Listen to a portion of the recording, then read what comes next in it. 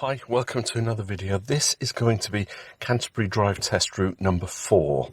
So I think it's time to get the Canterbury Drive routes established. Let's have a look at it on the map.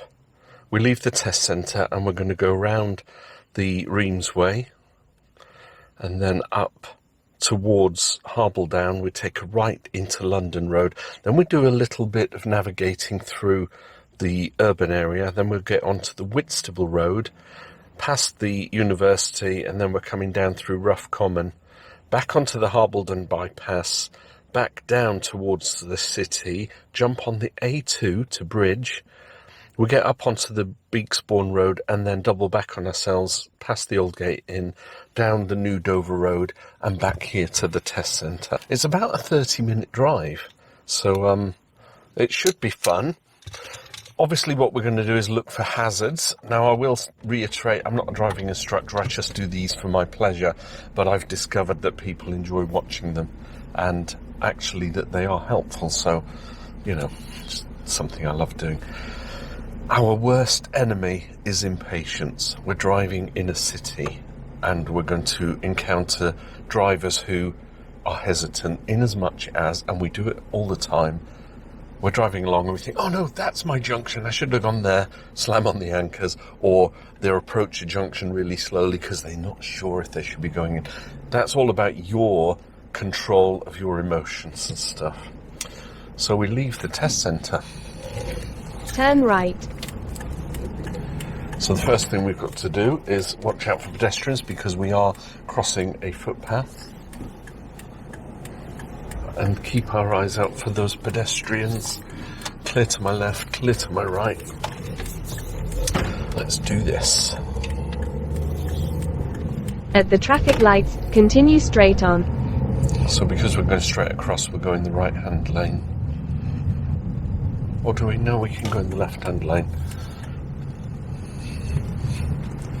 I always think that this lane is exclusively for turning left, but it's not really. So we're crossing over at the junction. There's a grid box, but it's clear, so we can continue.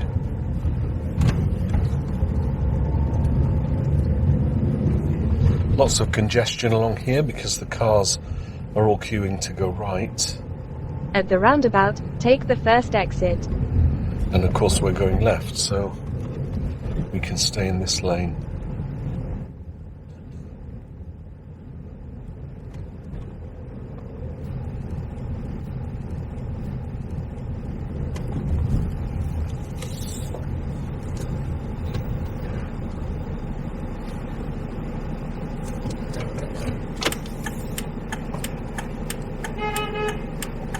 What makes it awkward, of course, is that cars are in this lane to go left, but someone decides that they're going straight on and they join the congestion, which blocks everything up. Now, because I've shown you the route, I am still going to just follow the instructions. However, I know what lane I should be in when I'm approaching a roundabout. Go across the roundabout.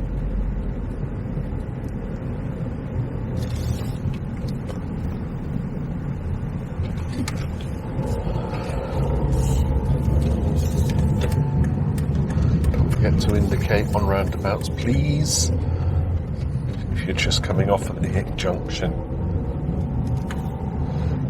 This is a 30-mile-an-hour zone and there is a speed camera up here, so just to be aware.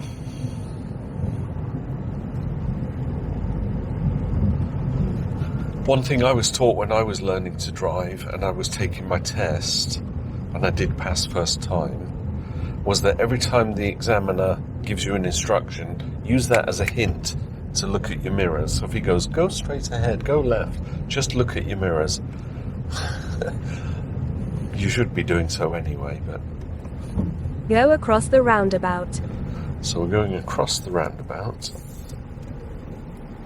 We'll be watching for cars coming from our right, but also making sure that it's clear to enter the roundabout. You know, that the traffic hasn't stopped. Keeping in my lane. The insignia crossed all the lanes. car at junction, entering a 40 zone.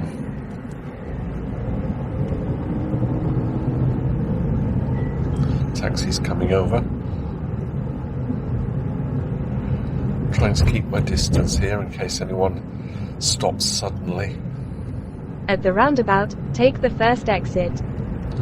First exit is of course up the Reims Way, and this is a filter lane that goes left, so I'm not indicating because this is my lane anyway. Still a 40 zone, don't be confused because it looks like a dual carriageway.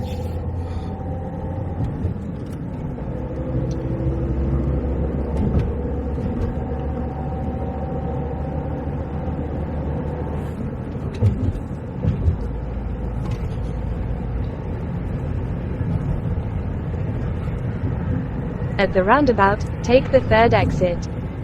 So I want to get into my lane, checking the mirrors and the blind spot.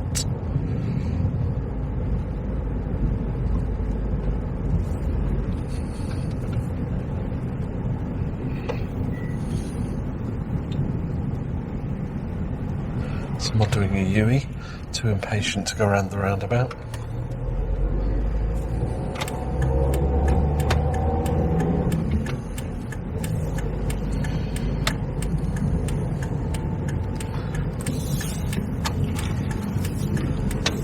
To indicate off, checking those mirrors, someone not creeping up on my left.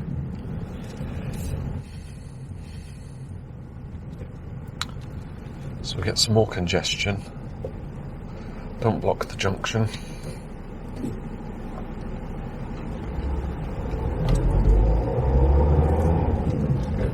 Taxi's turning right. And we're in a 20 zone. Take the next left. We're not following this all the way down. We've got to take a left-hand turn up Temple Road, which is just here. And we'll detour all the things by going left here. This is where we get a little bit of urban driving going on.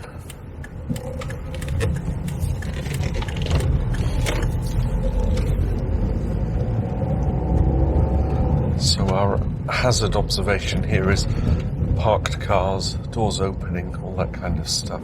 At the junction, turn left.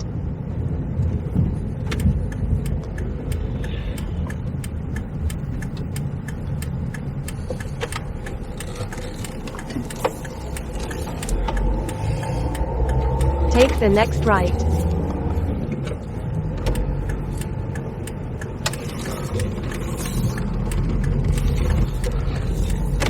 Driving school. At the junction, turn right. A hesitant driving school by the looks of it.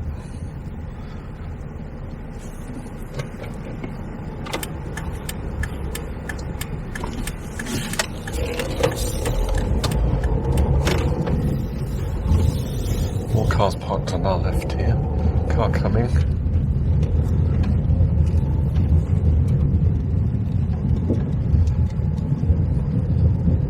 To come out into the road for the cars.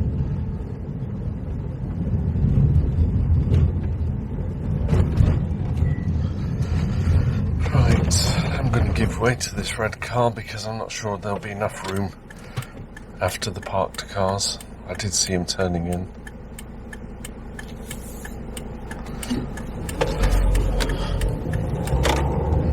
I could have gone and then maybe had some, you know, twisty turny here, but it's better to wait. At the junction, turn left.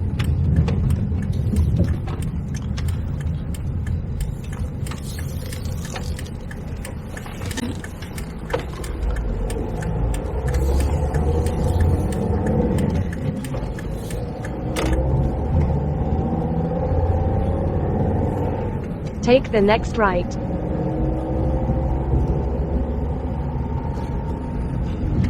Now entering a 30 zone.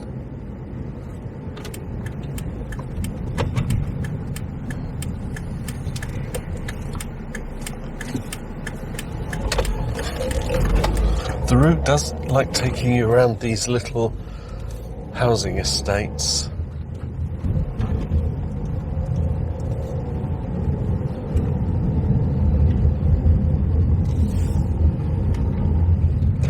been a long time since I took my test. I passed in 1984. So what are we talking, 41 years I've been driving. So it makes me wonder, why would I want to do a road like this on my driving test? But you know, we drive little closes and things like this, you know, on our daily drive. So why not do it on your test, right? Take the next left.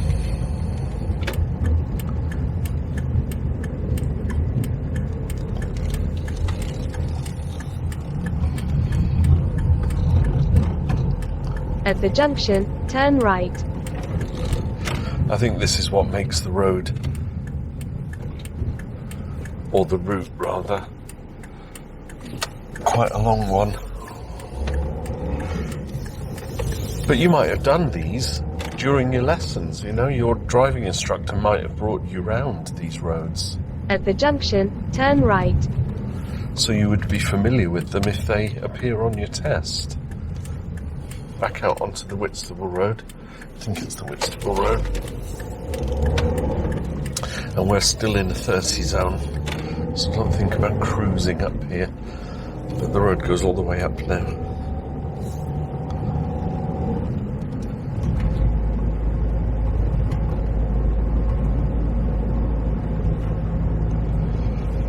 And if you pass your test, then driving becomes the one extra skill that you have.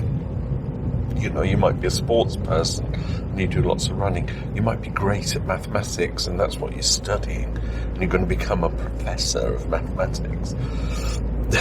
You may be a retail assistant. All of those things are skills, but driving becomes an extra skill. So you want to pass on your first day, on your first test.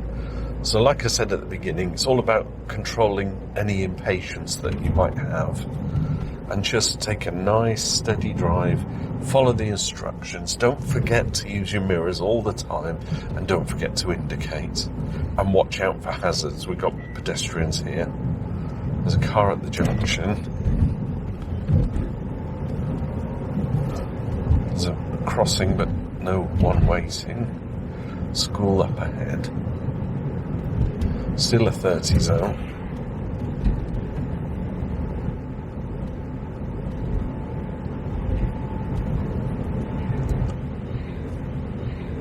At the roundabout, take the first exit. We go down left here, through Rough Common. Zebra crossing, no one waiting. Vehicle parked on the right, cars are coming out on my side of the road.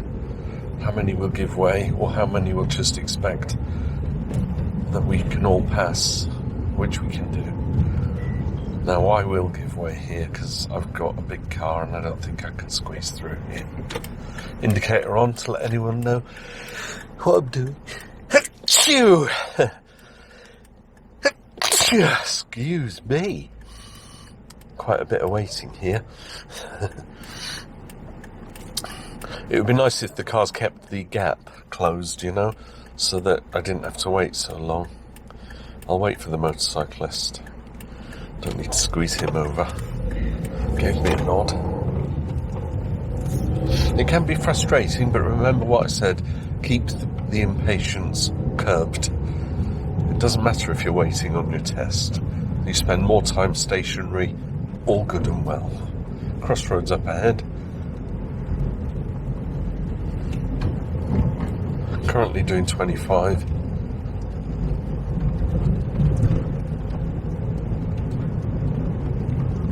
Van coming out of junction. Cars parked on the left. I'm going to have to filter out onto the other side of the road.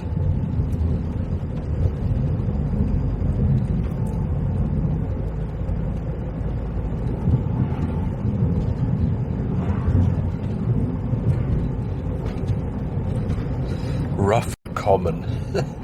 It's like an oxymoron, isn't it? But it's not an oxymoron because rough is not the opposite of common. You could be rough and you could be common. That's me just thinking aloud. Still doing 30. I haven't seen anything to tell me I can go any faster, so I'm just keeping it down. Cara Junction.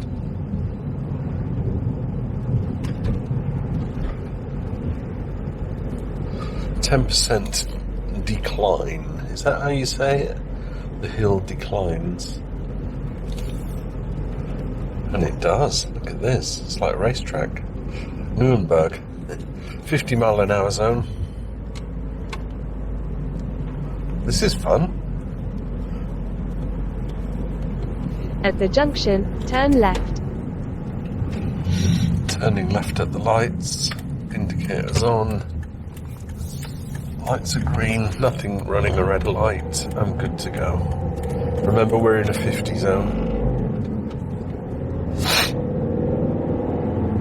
So I'm getting my speed up. If only because I can.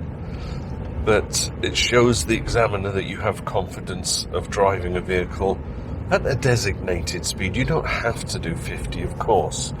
You can do 40 along here. There's no one behind me, so it's not like I'm, causing a hold-up. So we head back into Canterbury. We're now aiming for Wincheap. Again, still following the instructions. Into a 40 zone, dropping down to 40. Make sure you're at 40 when you hit that sign, please. Dual carriageway ahead. Go across the roundabout. I'm going to go on the right-hand lane here, only because there's a lot of congestion. I want to go across. There may be a lot of cars on the left here waiting to go left, and they are indicating. So they'll join a congested line. There's a lot of traffic. Doing this test on a Sunday morning is what I'm doing. Or the route. Doing the test. Makes it sound like I'm on my test. Nothing to my right. Good to go. Indicate off. There's a car to my left, so I'll enter in the right-hand lane. It's racing up on my inside. So I can't cross the lane and go back in that lane. So I'll just sit here, because I know where I'm going when I get to the end. Currently doing 40. Slow motorcycle on the left there. At the roundabout, take the third exit. So I need to be in this lane for the exit that I want. So I'll just stay in it.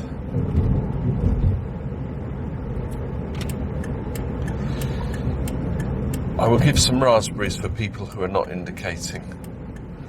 That van didn't indicate. The Fiat 500's not indicating.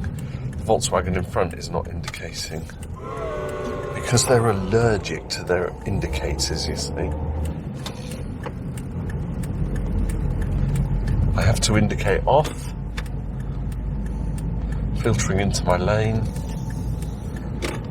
It did indicate. But now it's driving like a ninny. I've got to get in that lane. I know where I'm going, but I can't undertake the slow-moving vehicle. And by the time I get there, I'll be in the wrong lane. At the roundabout, take the third exit. It's a tricky one. Your examiner would probably expect you to be in the left lane, and then when he tells you to take the appropriate exit, you would then filter in.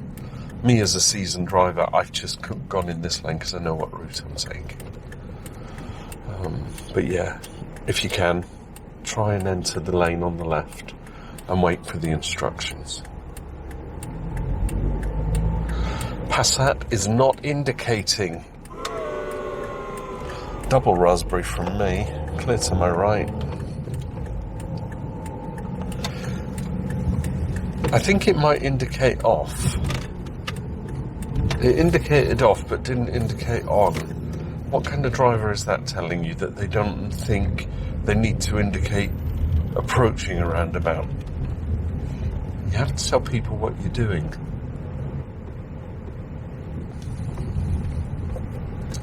Lots of congestion up here.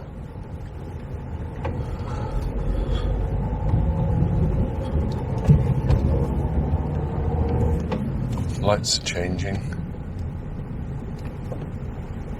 I'm half tempted to run out and tell the old girl, don't forget to use your indicators. And why? Not because it's detrimental to everyone, but it's winding me up. Judah, impatience, relax. Constantly looking at my mirrors just to see what's happening around me. Cars crossing into the junction, and another one. Currently doing 20. I think this is a 30 area. Traffic lights are changing red up ahead, causing the traffic to slow down.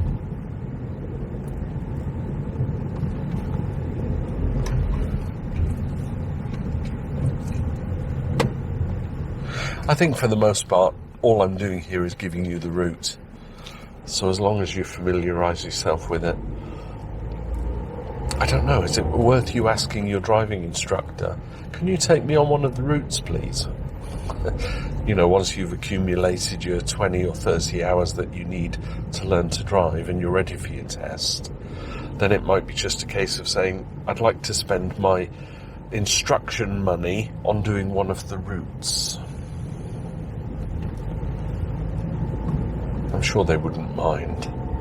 There's someone doing a little sale there. Little girl.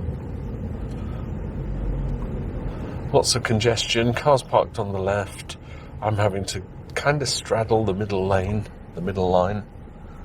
But that's okay.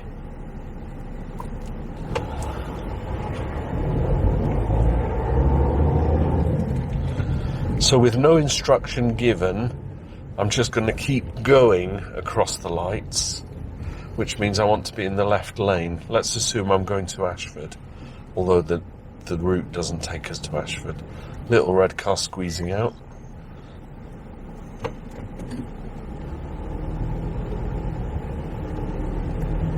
At the traffic lights, bear left.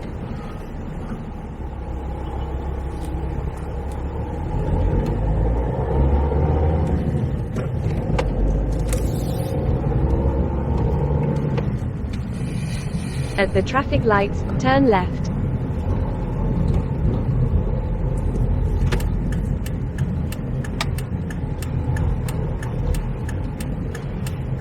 That did indicate. My vibes are probably getting to it. Right, we've got no stopping for 20 miles. Not that we're going 20 miles, but... Join the dual carriageway. We are joining a dual carriageway, getting my speed up, hoping to get my speed up. The Passat is going slower and slower. I'm going into the outside lane to get past this driver.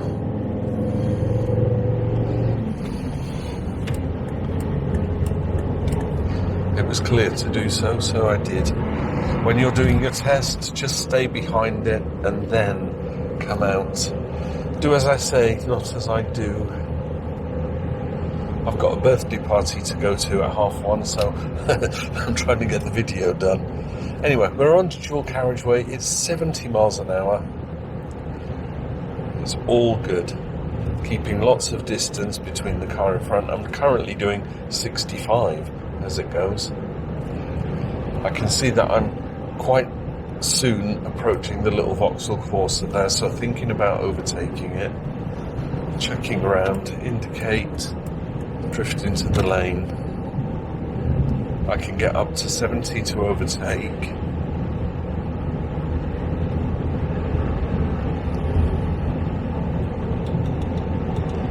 Indicate back in and glide back in. Pull my speed back a little. I don't have to charge at 70, back to 65. Good for fuel consumption, not racing the engine. That's probably why my car is still going strong. I treat it gently. It's a good old girl. 2008, this car. It's ancient compared to the modern cars on the road.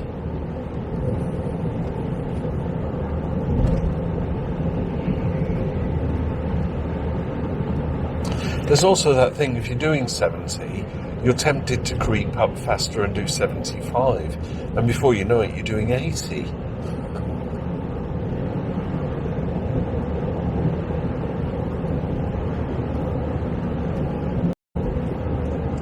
Take the first exit off the dual carriageway. Okay, so the next exit off the dual carriageway, heading into Bridge, technically. We've got our 100-yard markers, so 300, 200, indicators on. I've got to watch for vehicles coming along on the left who want to join the dual carriageway. Nothing there. Gliding. At the junction, turn right. So because we're turning right at the T-junction, I'll stay in this lane. There's nothing going to be coming down. It's kind of a one-way because it's still a slip road. So the left-hand junction is to turn left, the right-hand junction to turn right. Two-way traffic we're entering. Give way and end of no stopping restrictions.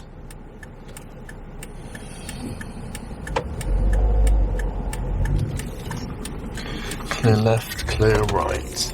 Entering a 40 zone. Over the A2, we've got a two-way traffic sign. And we know that because there's oncoming traffic. Still a 40. Test is almost done.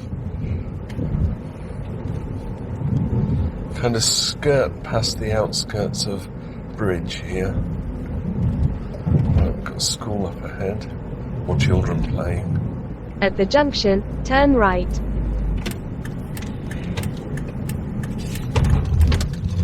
Give way.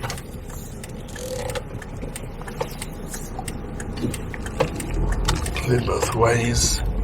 Out we go. Still a 40 zone.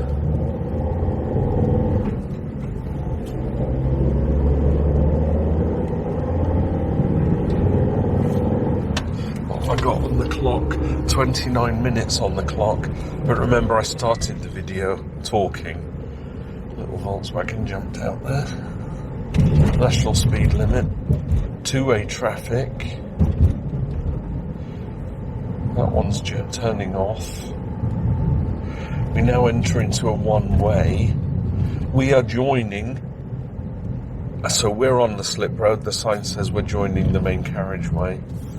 Indicate, but also watch out because there could be something screaming up there. Clear to enter.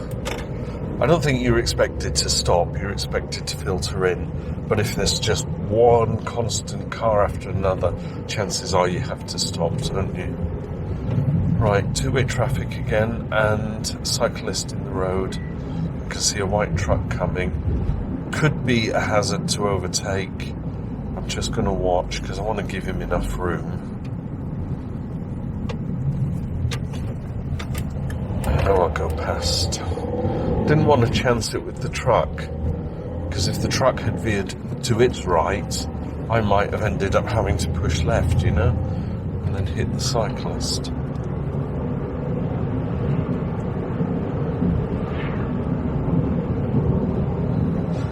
Roundabout ahead, reduce speed now.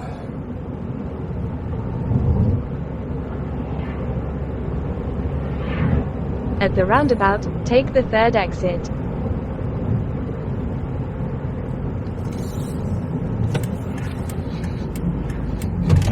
Into a 40 zone. Round the roundabout. The little Nissan wasn't indicating. I guess you can't police it, you know, there's nobody going to get a ticket for not indicating, but it would help. And if you don't indicate on your test, it's just not going to be good for you, is it? I don't know if you get a minor for not indicating or whether it's a major. You'll have to ask your driving instructor. It's been too long since I did my test. But I just like to indicate. I like to let people know what I'm doing. And then it actually is in your favour, because if you get hit by someone And they say, well, I didn't know what you were doing, and you could argue, well, I was indicating.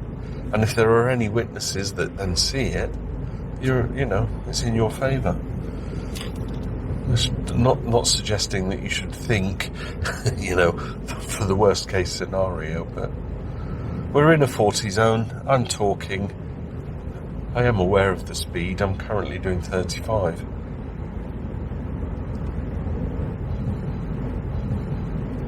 We're about to enter a 30. There's a busy junction up ahead. The white car's coming out. The Mini, yep, he's going to cut in front of me. It's a 30 zone. I'm currently doing 30. I'll just meander along now. Return to the test centre. And there we are. The instructor has told us to return to the test centre. So you'll say to yourself, this is great. I've managed to do the whole route and I'm going back.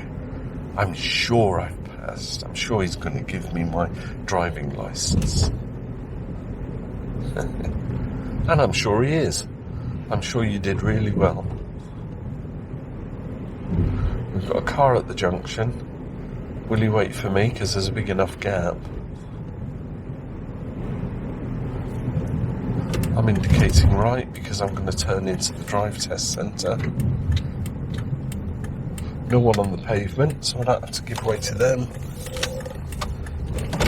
Choose your spot wisely. I'm going to reverse into mine, although I could just stop here. Which is what I'm going to do, actually.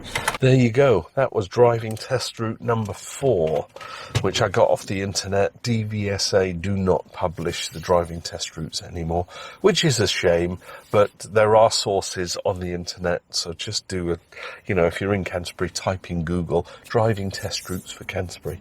You'll see links, and you'll get all of the routes, so you can, perhaps just memorise them all yourself. So if you got anything out of that, I'd appreciate a like because it helps the content, and I'll see if I can get a few more of these done, and I'll see you in the next video. Thanks for watching. Bye for now, and drive with care.